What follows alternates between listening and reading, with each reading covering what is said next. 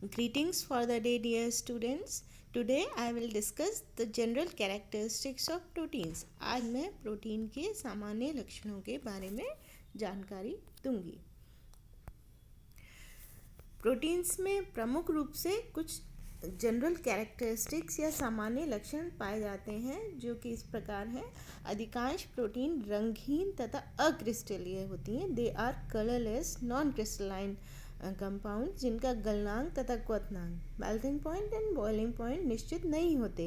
ये उभयधर्मी या एम्फोटेरिक होती हैं और अमीनो एसिड्स की तरह ही ज्विटर आयन के रूप में होती हैं। प्रत्येक प्रोटीन का एक निश्चित समविभव बिंदु होता है, आइसो इलेक्ट्रिक पॉइंट होता है और ये लेबोरेटरी होते हैं या वाम ध्रुवण घूर्णक होते हैं। अधिकांश प्रोटीन जल, अल्कोहल और ईथर में इनसॉल्युबल अविलय होते हैं, लेकिन इनमें से कई ऐसे होते हैं जो कि सॉल्ट, एसिड, बेस के डाइल्यूट विलयन में डिसॉल्व हो जाते हैं, घुल जाते हैं। कुछ प्रोटीन जो कि स्किन, हेयर आदि निर्मित करते हैं वे पूर्णतः इनसॉल्युबल होते हैं।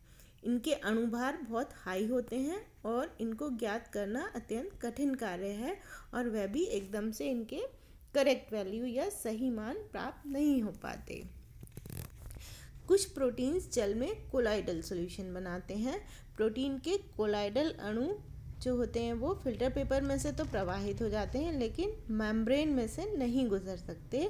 इस गुण के कारण जो हमारी बॉडी है उसके रक्त प्रवाह, ब्लड सर्कुलेशन में ये बने रहते हैं और यूरिन और पसीने के साथ शरीर से बाहर नहीं निकल पाते। यदि ये शरीर से बाहर प्रोटीन जा रहे हों तो इसका मतलब है कि उस मनुष्य की जो किडनी है उसकी झिल्ली नष्ट हो गई है।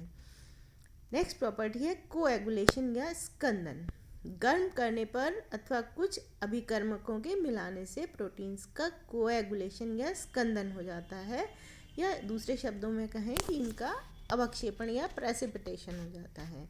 यह एक अनउत्क्रमणीय रिएक्शन है, एक इरिवर्सिबल रिएक्शन है और इस अवक्षेपित प्रोटीन, प्रेसिपिटेटेड प्रोटीन को डीनेचर्ड प्रोटीन कहा जाता है।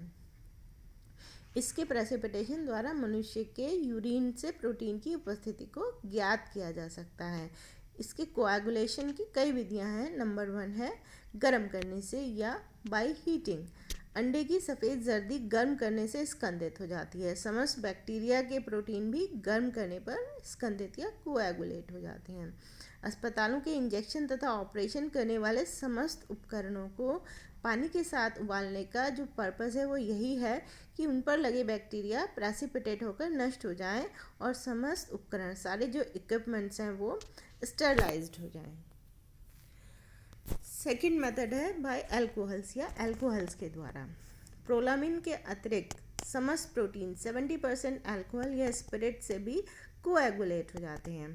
इसीलिए इंजेक्शन अथवा चीरा लगाते समय, घाव तथा फोड़े फुंसी आदि को ड्रेसिंग करते समय स्पिरिट का उपयोग किया जाता है। कंसंट्रेटेड मिनरल एसिड्स द्वारा, सांद्र खनिज अम्लों द्वारा, अकार्बनिक खनिज अम्लों जैसे कि HCl, H2SO4, HNO3 से भी प्रोटीन्स अपने सॉल्यूशंस में से प्रेसिपिटेट हो जाती हैं, कोएगुलेट हो जाती हैं। जो यूरिन है उसमें एल्ब्यूमिन की उपस्थिति को जानने के लिए किए जाने वाला हेलर रिंग टेस्ट प्रोटीन के इसी गुण पर आधारित है। एक टेस्ट ट्यूब में यूरिन लेकर उसमें दीवार के सहारे सांद्र HNO3 डालते हैं। दोनों द्रवों के जंक्शन पर यदि यूरिन में एल्ब्यूमिन प्रोटीन विद्यमान है तो वो अवक्षेपित होकर एक वाइट रिंग का निर्माण करती है। नेक्स्ट मेथड है bye heavy metals. Heavy metals के सॉल्ट जैसे कि HgCl2, AgNO3 आदि से प्रोटीन कोएगुलेट हो जाते हैं। इसलिए ये सॉल्ट पॉइजन्स हैं क्योंकि ये शरीर के प्रोटीन्स को कोएगुलेट करके नष्ट कर देते हैं, जिससे कि मनुष्य की मृत्यु भी हो सकती है। HgCl2 अथवा AgNO3 लिए हुए मनुष्य को यदि अंडे की सफ़ेद जर्दी दी जाए तो प्रोटीन रिच होने के कारण जो अमाशय है, जो पैंक्रियाज है, उसमें उपस्थित इन सॉल्ट्स के साथ क्रिया करके प्रोटीन्स को अवक्षेपित कर देंगे, जिनको शरीर से तुरंत बाहर निकाल दिया जाता है और इस प्रकार उस मनुष्य को बचाया जा सकता है। जो न्यू बॉर्न बेबीज़ होते हैं, नवजात शिशुओं की आँखों को अत्यंत डाइल्यूट HNO3 विलयन से धोया जाता है, जिससे जन्म के दौरान उनकी आँखों में यदि कुछ रोगाणु घुस गए हों तो वो नष्ट हो जाएं। इन धातुओं के जो सॉल्ट्स हैं वो प्रोटीन से क्रिया करके धात्विक प्रोटीनेट सॉल्ट बनाते हैं, मेटालिक प्रोटीनेट सॉल्ट बनाते हैं, जो कि इनसॉल्युबल होने के कारण अवक्षेपित हो जाते हैं। जैसे कि नीचे रिएक्शन में दिखाया गया है, एक प्रोटीन का कुछ पोर्शन दिखाया गया है जो कि सिल्वर नाइट्रेट से क्रिया करके सिल्वर प्रोटीनेट बना रहा है, जो कि प्रेसिपिटेट हो जाता है बाय एल्केलॉइडल रिएजेंट्स। जैसा अभी ऊपर सारी जो रिएक्शंस बताए गए उसमें प्रोटीन अणु हैवी कैटायंस के साथ क्रिया करके अवक्षेपित हो रहे थे। क्योंकि प्रोटीन अणु ज्विटर आयन के रूप में रहते हैं, अतः ये हैवी एनायंस के साथ भी क्रिया करके प्रेसिपिटेट हो सकते हैं। इसलिए टैनिक एसिड और पिक्रिक एसिड जैसे एल्केलॉइडल रिएजेंट्स प्रोटीन्स को उनके विलियंस में से प्रेसिपिटेट कर सकते हैं। जैसा नीचे रिएक्शन में दिखाया है, प्रोटीन पिक्रिक एसिड के साथ क्रिया करके प्रोटीन पिक्रेट बना रहा है।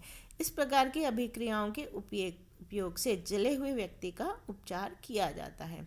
मनुष्य के जले हुए भाग पर टैनिक एसिड लगाते हैं, जिससे वहाँ पर विद्यमान प्रोटीन अवक्षेपित होकर जले हुए भाग पर एक कड़ी सतह बना लेते हैं, जिससे उस भाग से शरीर का जो वाटर है, जो जल है, वो नहीं निकल पाता और जो एयर है उसके बैक्टीरिया शरीर के जो टिश्यूज़ हैं उन पर अटैक नहीं कर पाते। नेक्स्ट मेथड है बाय सॉल्ट्स। ऊपर बताए गए मेथड्स के अलावा सॉल्ट वाटर से भी प्रोटीन्स का कोआगुलेशन हो जाता है। सॉल्ट वाटर के साथ वे अपरिवर्तित अवस्था में अन्य सॉल्ट्स के से सेपरेट हो जाते हैं, अतः इस अभिक्रिया का उपयोग डायलिसिस के दौरान किया जाता है।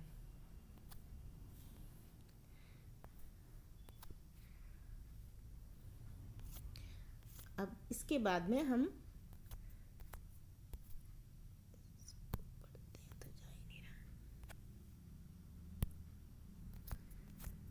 अटकी गई स्लाइड।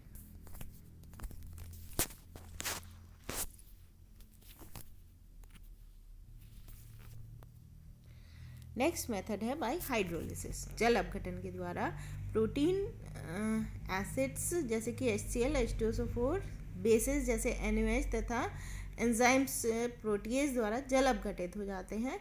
जल अपघटन के अंतिम उत्पाद अमीनो एसिड्स होते हैं। जैसा हम देख रहे हैं इस सीक्वेंस में, प्रोटीन, प्राइमरी प्रोटियोस या सीटा प्रोटीन, फिर सेकेंडरी प्रोटीन, पेप्टोन पेप्टाइड और फाइनली हमें अमीनो अम्ल प्राप्त होते हैं।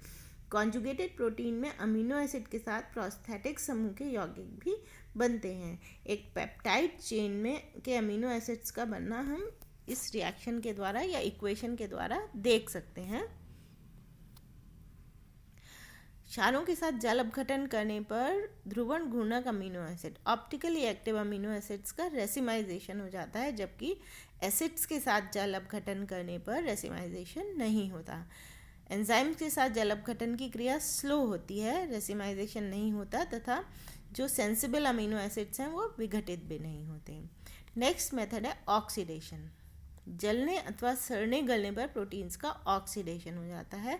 ऑक्सीकरण में अमीन्स, नाइट्रोजन, कार्बन डाइऑक्साइड व जल आदि प्रोडक्ट्स बनते हैं। जो डेड बॉडीज़ होती हैं उनके जलने पर अथवा जानवरों के सड़ने गलने पर जो विशिष्ट बदबू आती है प्रोटीन्स के ऑक्सीकरण से बने हुए अमीनो एसिड्स के कारण होती है। नेक्स्ट है फॉर्मेशन ऑफ सॉल्ट्स। प्रोटीन्स में अम्लीय कार्बोक्सिलिक ग्रुप तथा क्षारीय NH2 समूह होता है, अतः ये क्षारों और अम्लों के साथ सॉल्ट्स बनाते हैं, लवण बनाते हैं।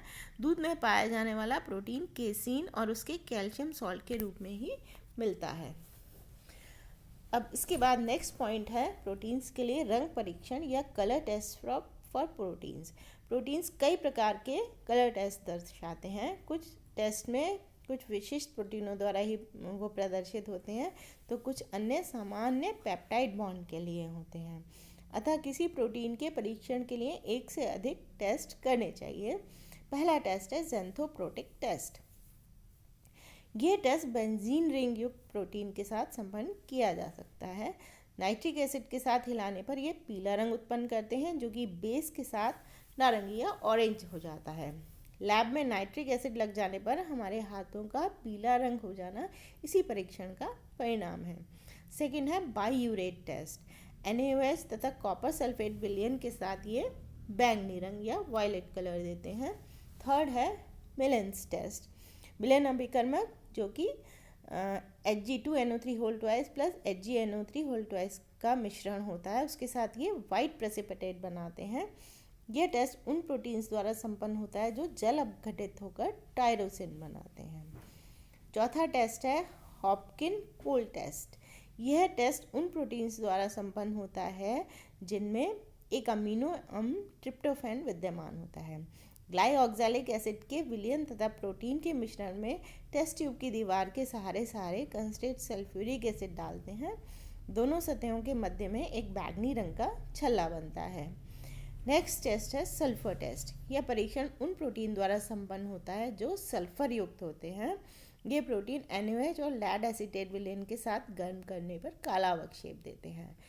सिक्स्थ टेस्ट है निनहाइड्रिन टेस्ट। डाइल्यूट निनहाइड्रिन विलयन के साथ उबालने पर ये गुलाबी रंग उत्पन्न करते हैं। तो ये तो था प्रोटीन्स की जनरल कैरेक्टरिस्टिक्स या सामान्य अभिलक्षणों के बारे में आपको आज जानकारी दी गई।